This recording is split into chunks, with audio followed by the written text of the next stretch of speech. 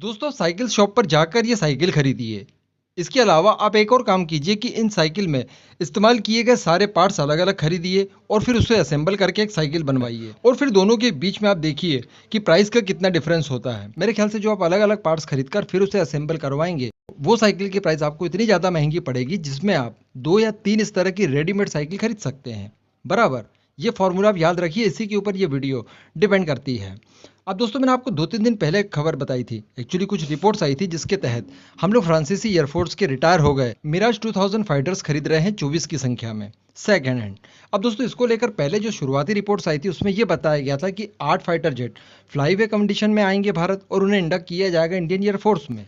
लेकिन दोस्तों अब जो नई खबरें निकल कर आ रही है, इससे रिलेटेड एकदम सही वाली खबरें जो आ रही है, उसके हिसाब से बताया ये जा रहा है कि ये 24 के 24 कंटेनर्स में आएंगे और इनका इंडक्शन भारतीय एयरफोर्स में नहीं किया जाएगा, बल्कि इन्हें हम इसलिए खरीद रहे हैं ताकि हमारे पास जो 49 की संख्या में पुराने मिराज फाइटर्स हैं, उनके अंदर जब भी किसी स्पेयर पार्ट की जरूरत पड़ेगी हमें, वो स्पेयर पार्ट्स हम लोग इन 24 फाइटर जेट्स में से निकाल कर हमारे फाइटर्स में लगाएंगे। यानी इस डील के बाद हमें फ्रांस से किसी भी तरह का कोई नया स्पेयर पार्ट्स नहीं खरीदना पड़ेगा, हम इन्हीं में से इस्तेमाल कर सकते हैं जो कि हमें बहुत कम कीमतों पर मिले हैं। मैं आपको बता दूं कि इस डील की जो टोटल वैल्यू है वो 27 मिलियन यूरोज है। मैं आपको बता दूं कि जो हमारी एयरफोर्स के अंदर मिराज 2000 फाइटर्स हैं उनकी वैल्यू अभी 2031 तक की है, यानी 2031 तक उन्हें हमें रिटायर करना नहीं है।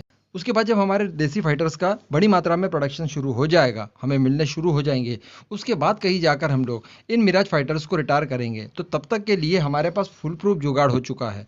हमें स्पेयर पार्ट्स के लिए ज़्यादा डिपेंड नहीं करना होगा फ्रांस के ऊपर। और मैं आपको बता दूं कि ये हमने फाइटर जेट्स के साथ स्पेयर पार्ट्स खरीदे हैं, तो ये हमें बहुत सस्ते पड़ेंगे, बजाय उसके कि हम लोग किसी पर्टिकुलर स्पेयर पार्ट को फ्रांस से इंपोर्ट करते। वो काफ़ी महंगे आते, नो डाउट ये सेकेंड हैंड ज़रूर होंगे, लेकिन फिर भी हमारा काम अच्छे से चल जाएगा।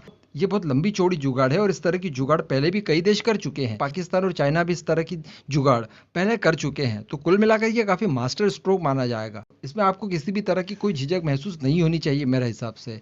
अगर इतनी सस्ते दामों पर हमें इतने सारे फाइटर्स मिल रहे हैं जिनका इस्तेमाल हम लोग बड़ी संख्या में स्पेयर पार्ट्स के तौर पर कर पाएंगे, तो ये बहुत अच्छी डील होगी। दोस्तों इस पूरे मुद्दे पर आपका क्या मानना है, नीचे कॉमेंट करके ज़रूर बताइएगा।